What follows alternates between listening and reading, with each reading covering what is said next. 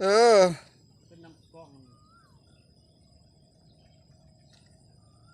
โอ้ดำนาทางนั่งนี่ก็ได้เนาะโอ้ตัวเอาตังค์มาให้เด้อ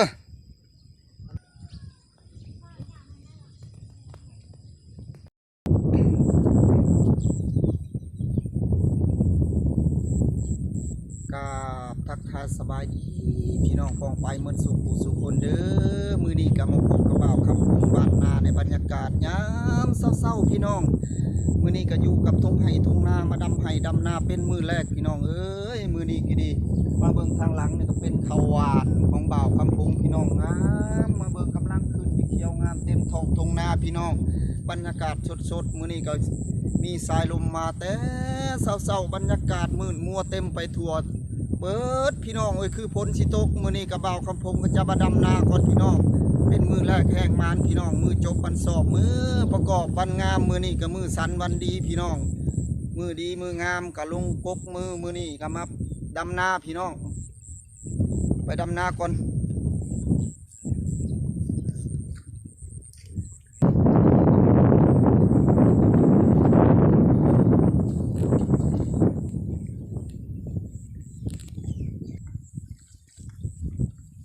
ดำนาก่อนพี่น้องสวยแล้วตอนนี้ก็ดี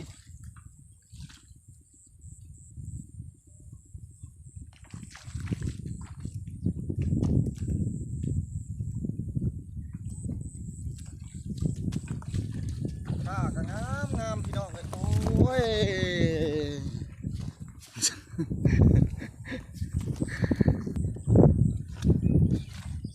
กล้องก็พอกล้องพี่น้องเอ้ยมือกล้องก็ดีกล้องก็ล้มกำลังว่าสิดำนาพี่น้องครับเบิ่งพี่น้องมือนี้ก็มาดำนาเด้อมือนี้เด้อ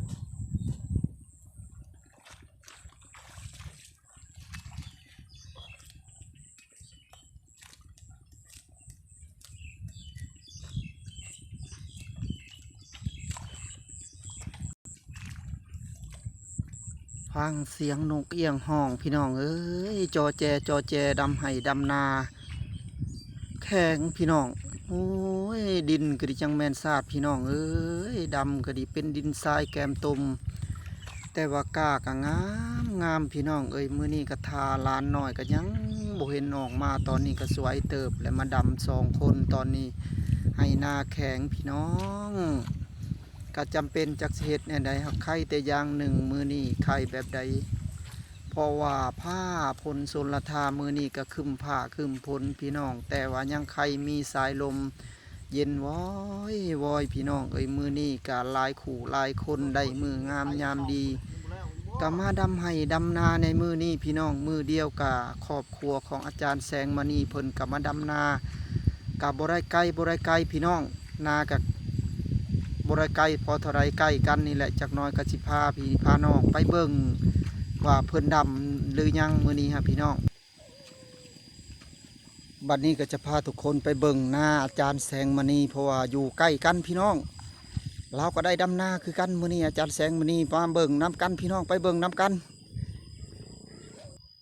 มื้อนี้ก็มาอยู่กับลานน้อยก็มีตู้อยู่ใกล้พี่น้องโอ้มักม่วนเด้อลานน้อยนี่คนก็คนงามพี่น้องเอ้ยดุได้ล้านน้อยคอยนี่มาเบิ่งมาเปลี่ยนบรรยากาศดำให้ดำนาพี่น้องอาจารย์แสงมณีเสียงทองเพิ่นมักม่วนไหนโอ้ร้องเพลงก็เป็นพี่น้องเอ้ยกำลังดำนาดำนายังครัวอยู่พี่น้องเอ้ยบ่มีน้ำบ่มีในน้ำก็เบิดหลังจากน้ำท่วม2-3 มื้อยากับมดพี่น้องเป็นนาโนนบ่แข็งบ่นี่บ่ธรรมดาดำรู้แล้วเป็นน้ำอะไรแต่เก่าคือว่าดำนาทางนังนี่ได้เบิดบ่มีปัญหาได้หมด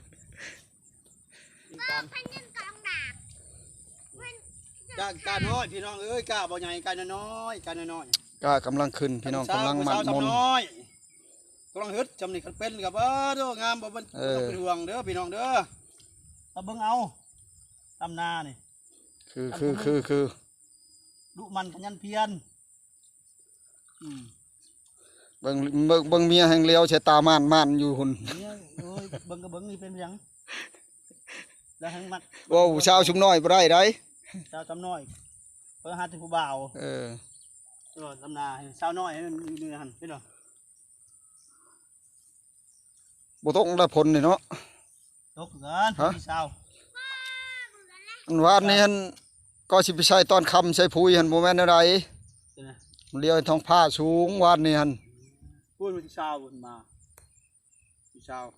อย่ามันออกมันเถิงเลยโอ้กาก็งามเนาะ กาน้อยงามอยู่กาน้อยจะดำกาน้อยมันถึงงามก็เป็นต้นข้าวเลยมันคักแล้วนะงามแล้วนะ เขายังนี่ฮะ ขาวถ้าชิโนเจ็ดบ่ ขาว งามเลยทุกคนมึงดูกาผู้ตัว เก็บมือ ดำกระมวลลกก็ง่ายมึงลกบ่ได้ยากจากดีกะนี่ฮะ ระยะนี้มันอย่างน้อย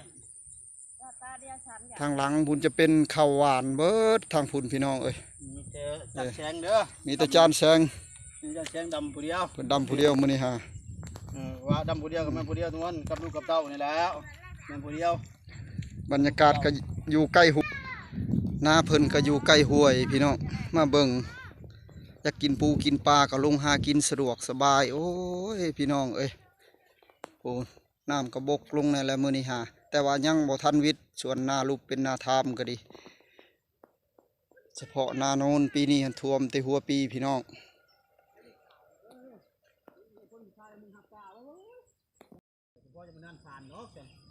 เออ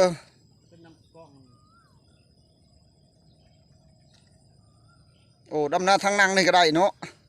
โอ้ตัวเอาตังค์มาให้เด้อ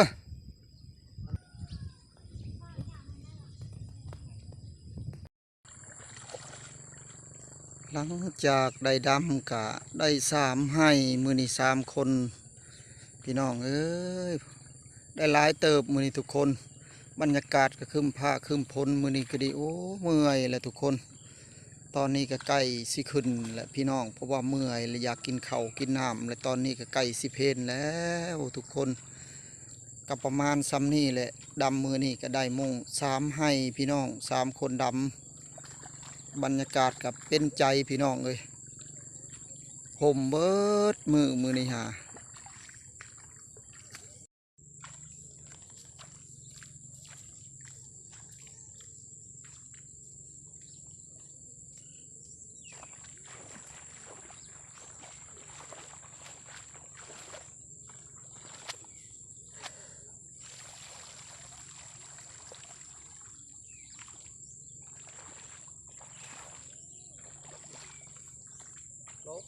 ลกจนว่าเขาก็ชิลกคือกันแหละดำแล้วให้นี่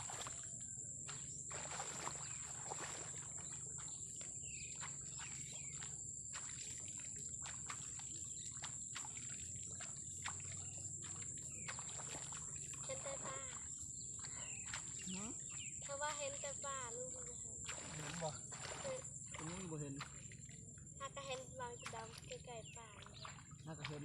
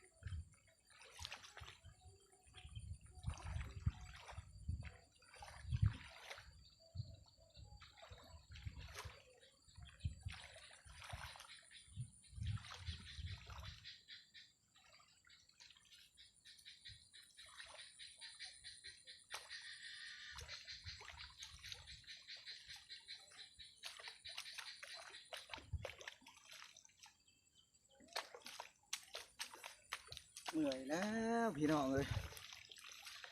อยากกินข้าวเลยตอนนี้ก็สิได้ขึ้นแล้วตอนนี้ฮะดำกันแล้วได้3 ให้มื้อนี้ สบา